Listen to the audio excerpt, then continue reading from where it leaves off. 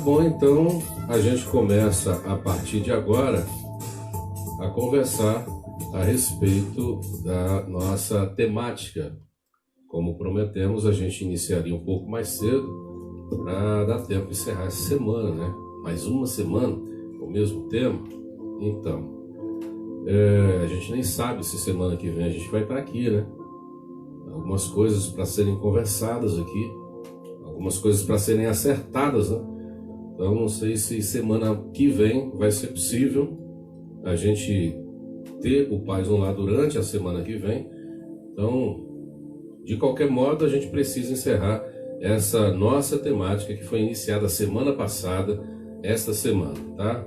A gente falou sobre os 4 temperamentos, sempre baseados nesse projeto inicial que nasce na Grécia Antiga, com Hipócrates, que é também considerado o pai da medicina, e que deu uma grande impulsão para os trabalhos psicanalíticos, psicológicos, psiquiátricos, a partir do seu olhar para o humor humano, para a emoção humana, para a psique humana. Então, a partir desse seu estudo, muitos outros estudos nasceram com esse olhar especial para o ser humano, que, segundo essa proposta, tem 4 temperamentos principais.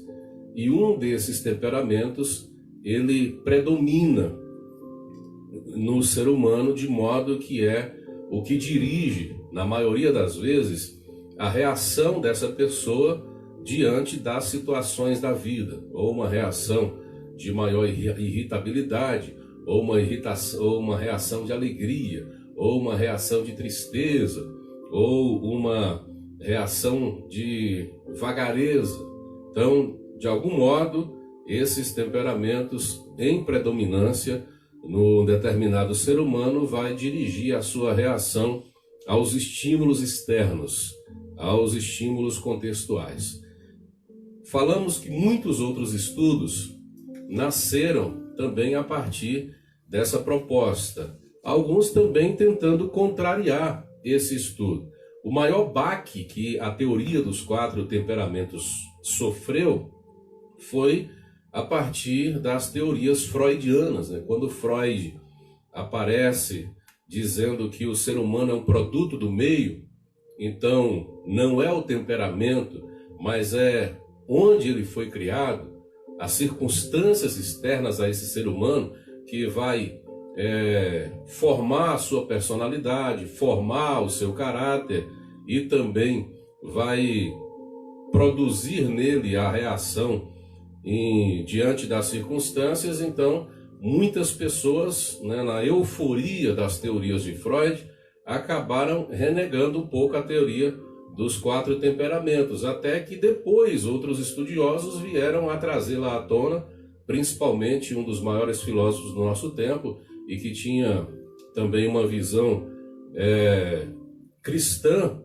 para os comportamentos humanos, o Immanuel Kant, né? Então, a partir de Kant, muitas outras pessoas passaram também a estudar os temperamentos humanos e a perceber que também os temperamentos podem ser, sim, estudados como um agente influenciador do comportamento humano, da reação humana diante dos estímulos, tá?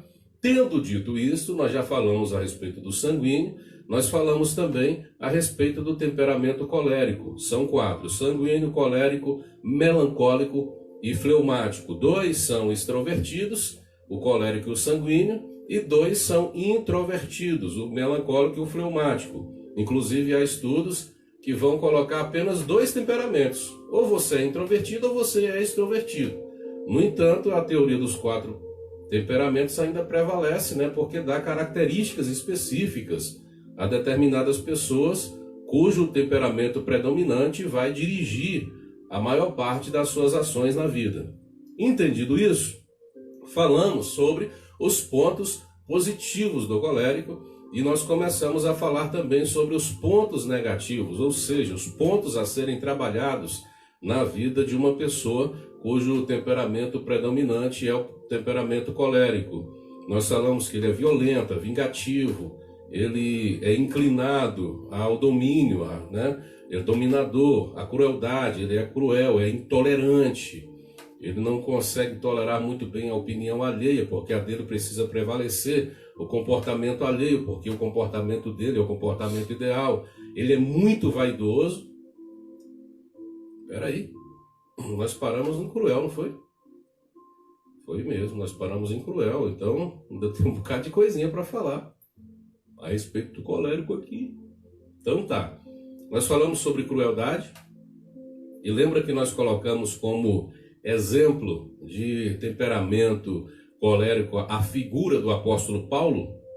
Então o apóstolo Paulo é a personificação do temperamento colérico na Bíblia Sagrada. Então você vai ver ali um homem explosivo, um homem dominador, um homem de opinião forte, um homem que não se intimida, um homem que parte para as cabeças, um homem que é avante, um homem que não tem medo de desafios. Tanto que, inclusive, o profeta Ágabo deu a ele uma profecia sobre a sua ida em Jerusalém, quando pegou o cinto de Paulo e disse: o dono desse cinto aqui vai ser preso e vai sofrer e vai apanhar em Jerusalém. E os irmãos todos começaram a dizer: Paulo, não vá. Se o profeta está dizendo que vai acontecer, é porque Deus deu uma mensagem a você. E se Deus deu uma mensagem a você, é para quê? Para você evitar esse negócio. O que Paulo disse?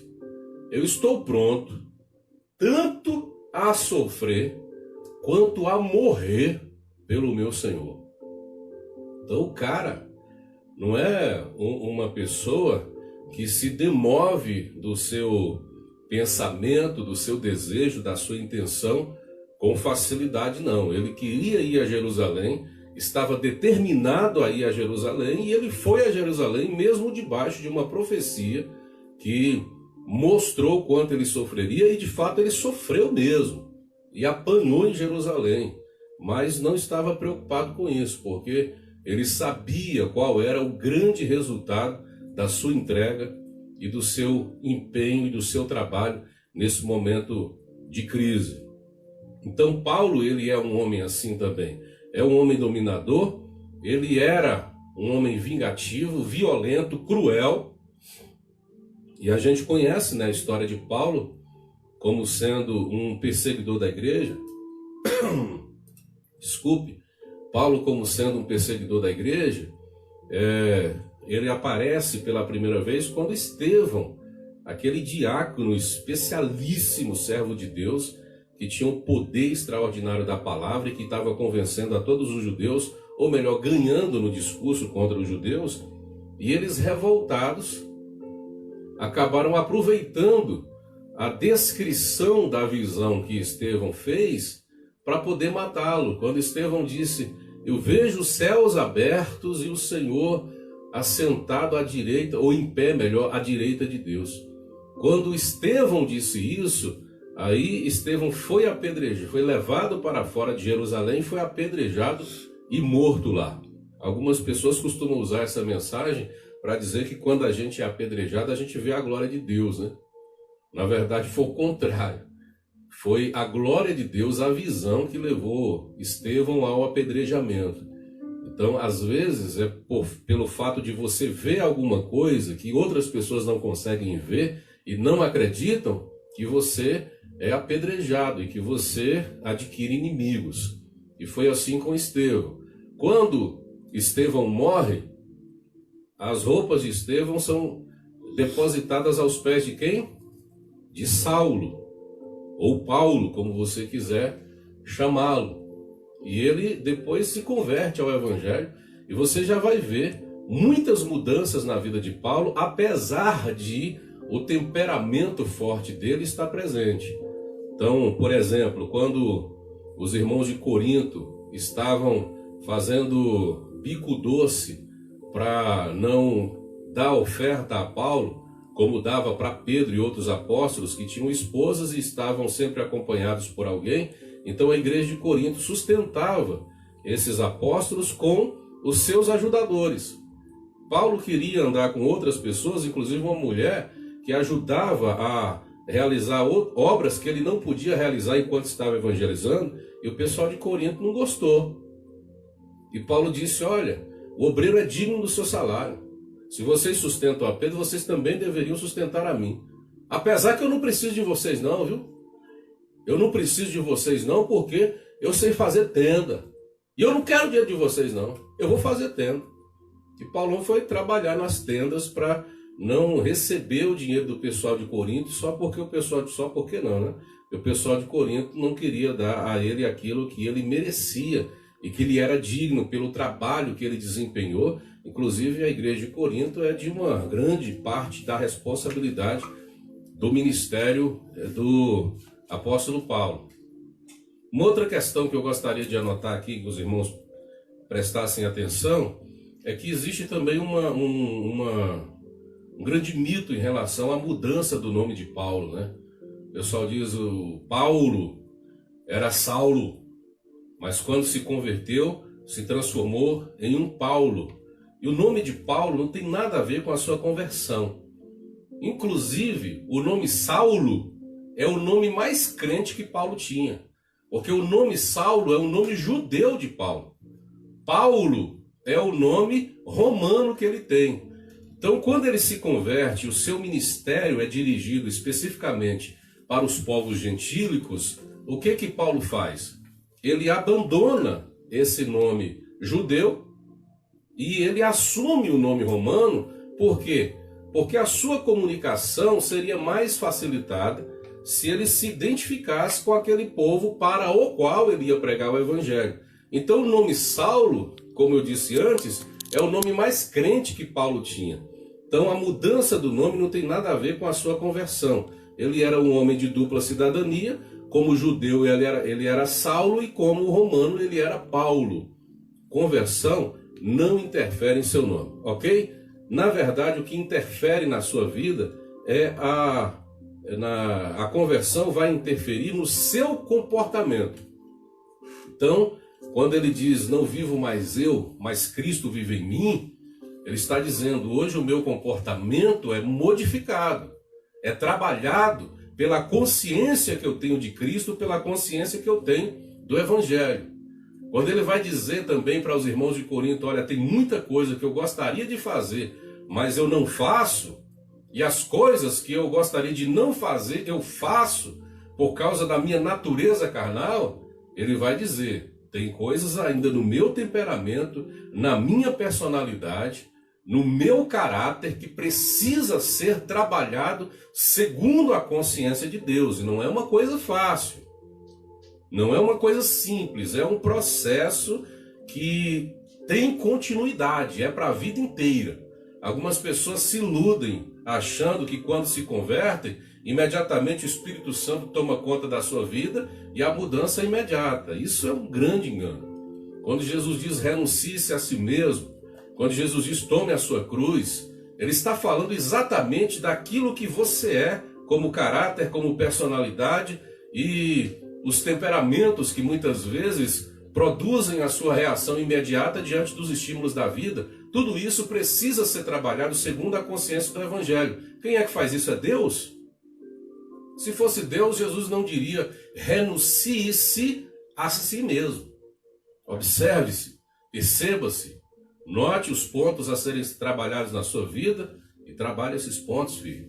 Fica atrás de milagre aí, à espera de um milagre, quando na verdade você é quem deve produzir alguns milagres na sua vida, abraçando a consciência do Evangelho e trabalhando aquilo que precisa ser trabalhado na sua existência, como o apóstolo Paulo fez. Então, o Paulo, que é um colérico, ele vai apresentar características de um colérico. Ele também é intolerante, ou seja, a opinião dele tem que prevalecer. A gente sabe da convicção que Paulo tem de muitas coisas, mas a gente percebe, por exemplo, na leitura das cartas, em que algumas coisas não são revelação de Deus, e ele deixa claro isso. Quando ele diz assim, aqui quem está dizendo é Paulo, não o Senhor.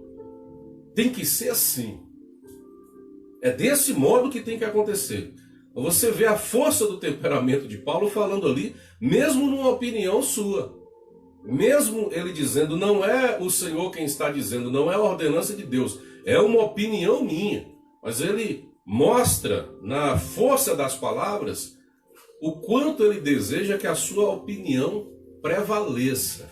Então, normalmente o colérico ele não dá espaço para que outra pessoa questione a sua opinião, porque a sua opinião deve prevalecer. Por isso ele é intolerante. Ele usa como exemplo de vida a si próprio, o próprio comportamento, porque ele se acha um modelo, né? Ele é vaidoso também. É uma outra questão a ser trabalhada na vida do vaidoso. Do colérico, além da intolerância, também é a vaidade. Ele é muito vaidoso. Então o colérico tem muita tendência ao narcisismo, né? Aquele cara que se olha na frente do espelho e fala assim, mano, eu te amo, eu sou apaixonado por você. Na Terra não há uma pessoa com as suas características. Ele é aquele cidadão que supervaloriza suas qualidades. Ele ama aplausos. Meu Deus do céu, colérico ama aplausos. Colérico, para ele deveria caminhar em uma passarela eterna. Porque onde ele estivesse, deveria ter um tapete vermelho para ele passar e um grande público para poder lhe aplaudir. As suas ações não são ações feitas com uma mão entregando e a outra escondida para não ver. Normalmente ele quer que todas as mãos apareçam, inclusive as mãos de outras pessoas que estejam por perto, que todas as suas ações sejam vistas. Isso é do temperamento colérico, muito mais propriamente. Claro, né, que é do temperamento político também. Eu esqueci, não sabia que... não tem temperamento político, é brincadeira. Então, mas é do temperamento colérico demonstrar ou mostrar, tocar a trombeta quando alguma ação é realizada por parte dele, né? Alguma ação benéfica é realizada por parte dele. Uma outra questão a ser trabalhada na vida do colérico é a prepotência. Ele é prepotente, então ele tem uma tendência muito grande à tirania. Se ele tiver uma posição, se ele tiver um determinado título, ele vai fazer de tudo para, por meio desse título, diminuir outras pessoas. Mostrar às outras pessoas a insignificância da sua posição. Você entende? Ele vai dizer com todas as letras, recolha-se a sua insignificância. Ele vai dizer com todas as letras e demonstrar o tempo inteiro quem ele é. Então, normalmente, uma pessoa nessa tendência temperamental, por exemplo, quando é parada numa blitz, mesmo estando errado, e tem uma certa posição social, ela vai dizer, você não sabe com quem você está falando. Ou vai perguntar, né? Você sabe com quem você está falando? Então, isso tudo é parte da prepotência de uma pessoa de tendência temperamental colérica que tem inclinações à prepotência. Também, uma outra questão a ser trabalhada na vida da pessoa colérica é a astúcia. Eu já disse que o colérico é oportunista, né? E isso pode ser bom e pode ser ruim. Mas a astúcia é a habilidade de trabalhar em benefício próprio, tendo como alvo o malefício de uma outra pessoa. E pessoas de tendência colérica têm uma habilidade muito grande para poder fazer isso. Tem uma capacidade muito grande de convencer uma determinada pessoa a respeito de uma outra que é sua amiga. Então, pessoas de temperamento colérico, cuja inclinação vai por essa tendência, por esse lado de como é que é o nome? De astúcia, muitas vezes ela vai transformar um ambiente de paz em um ambiente de guerra, muito de maneira que ninguém perceba que foi essa pessoa quem produziu a guerra. E o que ela vai fazer depois? Ela vai resolver o problema da guerra. Então é como o pessoal dos vírus de computador, tá? De computador, que cria o vírus de computador, um alarme terrível às pessoas que pegam determinados vírus de computador, e essa mesma pessoa que criou o vírus chega com aquela cara de solucionador do problema, de salvador da pátria, com o antivírus nas mãos, e todo mundo vai comprar aquele antivírus, porque a pessoa de tendência colérica tem uma astúcia, uma habilidade de manobrar as situações em seu favor, que é uma coisa impressionante. Outra coisa que é também característica do colérico é o rancor. O colérico é bastante rancoroso. Ou seja, ele tem uma mágoa que fica durante um determinado tempo, até que ele consegue se vingar da pessoa que causou o seu problema, né? Então, é um rancor que vai permanecer até que a sua situação seja vingada. Normalmente, o colérico consegue alcançar determinados objetivos nesse ambiente estranho, né? Nesse ambiente obscuro. Ele também tem muita tendência tirânica, ou seja, é aquele tipo de comando,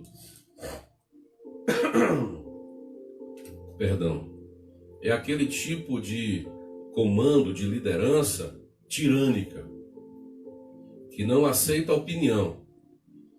Democracia, para a pessoa colérica, é baboseira. A pessoa colérica quer comandar as coisas de acordo com os seus interesses, com o ânimo do momento. Se é isso que ela quer, é isso que vai acontecer. Se imediatamente ela quer mudar os planos, ela vai mudar os planos, mesmo que você tenha trabalhado imensamente para poder realizar o plano inicial da pessoa colérica, mas ela do nada decide, não, a partir de agora é isso.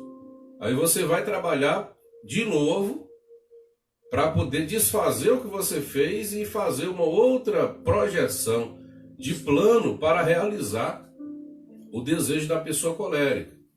Então ela vai dizer, vá para lá e você vai, venha para cá e você vem, porque uma das coisas que mais vai aborrecer, magoar, maltratar, produzir biquinho na vida de uma pessoa colérica é a desobediência.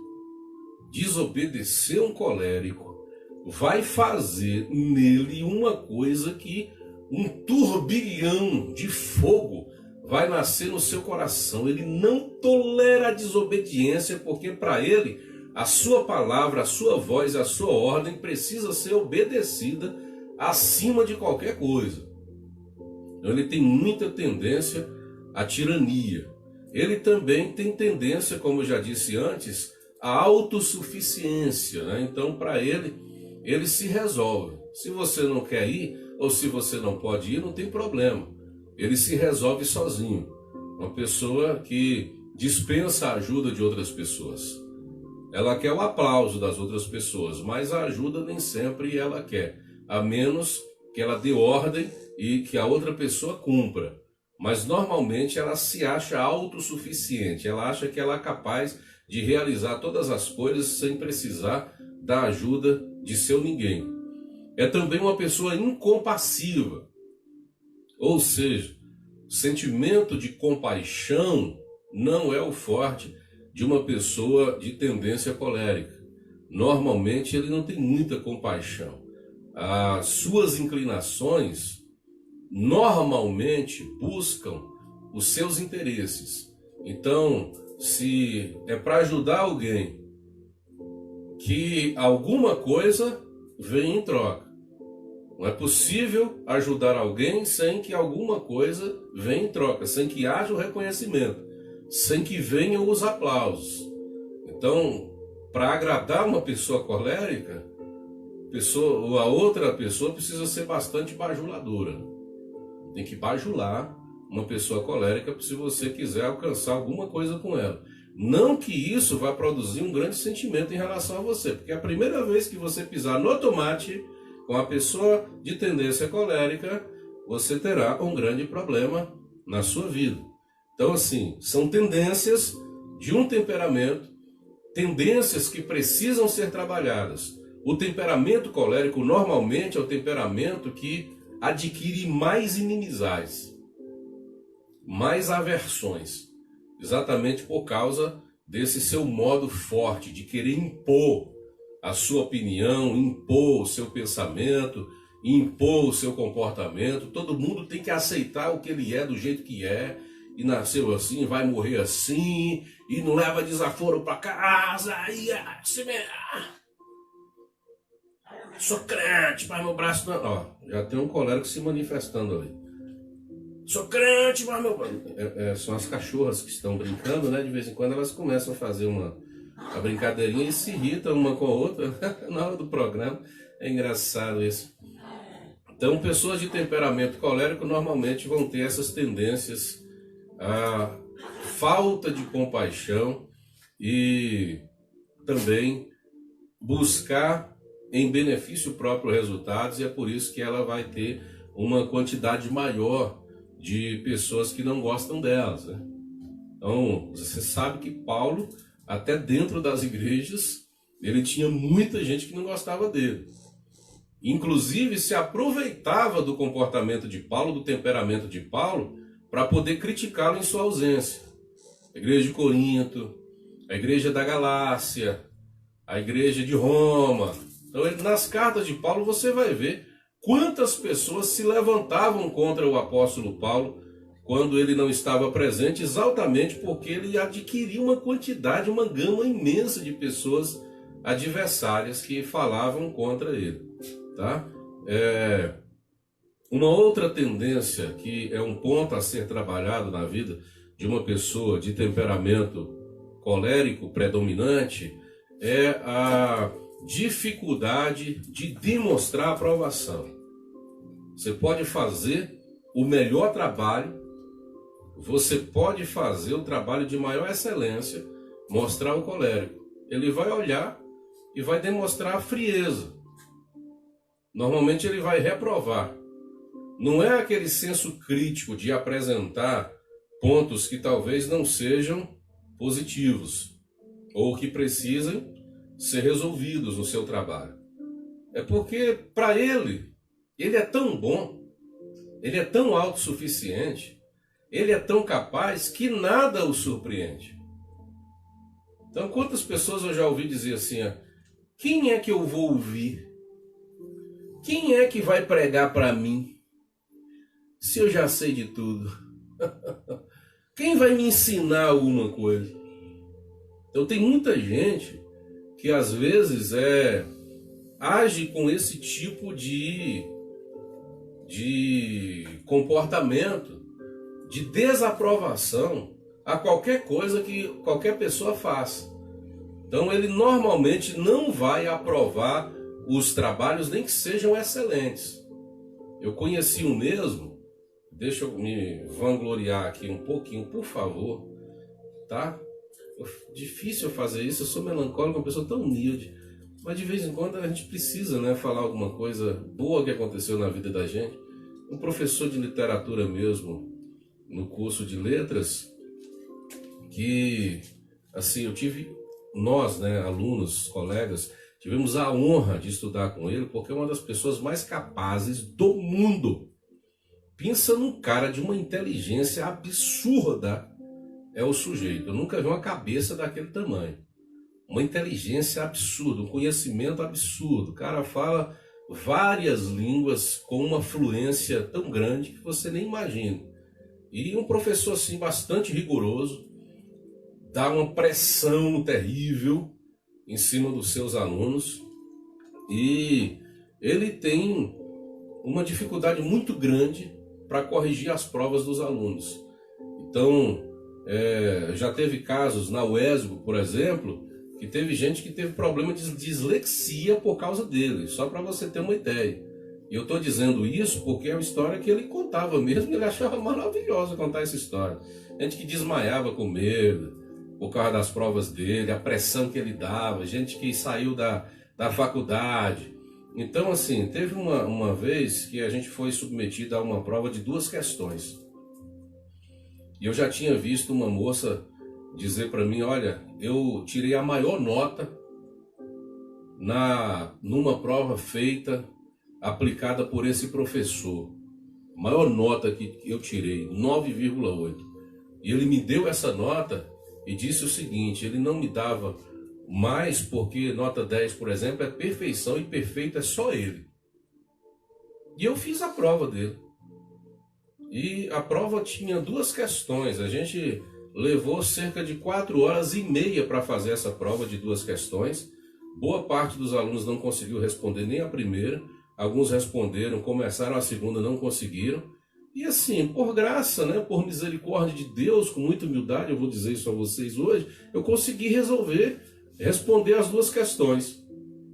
E ele me deu uma nota, inclusive maior do que a menina que tinha se vangloriado anteriormente, né? Ele me deu 9,9 e falou para uma colega nossa que tinha muita vontade de dar 10, mas ele não tinha o poder de dar 10, porque 10 é perfeição e perfeito é só ele. Para você ter a ideia de como uma pessoa desse temperamento colérico é uma pessoa com muita dificuldade de aprovar o trabalho que você faz, por mais excelente que seja o trabalho que você faça. Claro que é uma coisa a ser trabalhada também na vida de uma pessoa cuja tendência temperamental é colérica. Uma outra coisa é que ele também tem o hábito de utilizar as pessoas para o seu benefício próprio e depois ignorar essas pessoas. Então, para a gente dessa tendência de temperamento, amizades ou certas pessoas são apenas elementos descartáveis na sua vida. São elementos descartáveis. Ele vai usar essa pessoa, mas depois ele vai descartar essa pessoa. Então ele vai usar para o seu benefício e depois vai descartar essa pessoa. São coisas a serem trabalhadas na vida de um temperamento colérico. Nós já dissemos que Paulo é um exemplo muito claro nos textos sagrados, e como a gente tem muito material de Paulo nas Escrituras, né, para poder perceber o seu temperamento, a gente consegue ver como esse temperamento de Paulo está bastante claro. Ele é de fato uma pessoa bastante colérica e que precisou durante toda a sua vida ser trabalhado, né? Ser trabalhado. Então, você se lembra de um episódio em que João Marcos, que é sobrinho de... gente, como é que passa o nome de uma pessoa daquela? Eu esqueci o nome da pessoa. Eu sei que ele reprovou tanto João Marcos, porque João Marcos desistiu de uma viagem difícil que eles fizeram. Se alguém colocar o nome aí, pai, vê para mim. É que eu acabei dando branco aqui agora. Então, João Marcos fez uma viagem tão difícil, desistiu da viagem. E aí depois ele amadureceu um pouco, falou, vamos Barnabé, né? Barnabé, que era o tio eu era primo, não se sabe exatamente quem ele era, mas era um parente próximo de João Marcos, que foi quem depois escreveu o Evangelho de Marcos. Então foi a primeira pessoa que escreveu o Evangelho. Mas o que aconteceu? Na segunda viagem, quando João Marcos quis ir, Paulo disse não vai. E a briga entre ele e Barnabé, que eram companheiros de viagem missionário, foi tão grande que eles dividiram. Um foi para um canto, outro foi para outro. Paulo não aceitou que João Marcos viajasse com ele, porque a primeira vez, ainda imaturo, João Marcos desistiu da viagem. Está vendo como é que o temperamento colérico não é uma coisa fácil? Depois, muitos anos depois, ele reconheceu a utilidade de João Marcos, né? João Marcos era um cara útil, se amadureceu e se transformou numa pessoa muito útil. E, inclusive, como eu disse antes, foi quem primeiro escreveu um evangelho, foi João Marcos, que não foi discípulo de Cristo, não conheceu a Jesus, mas conheceu muitos dos discípulos e ele colheu muitas informações do apóstolo Pedro, por exemplo. Então ele escreveu o evangelho de Marcos. Depois, Mateus pegou aquele evangelho e como Mateus havia sido discípulo, né, e ele tinha mais material do que João Marcos, o Mateus também escreveu o evangelho de Mateus. Então o primeiro evangelho escrito foi o de João Marcos, de uma pessoa que foi descartada em um determinado momento por Paulo, por conta de uma inabilidade, de uma fraqueza dele, mas que depois recebeu o reconhecimento do apóstolo Paulo.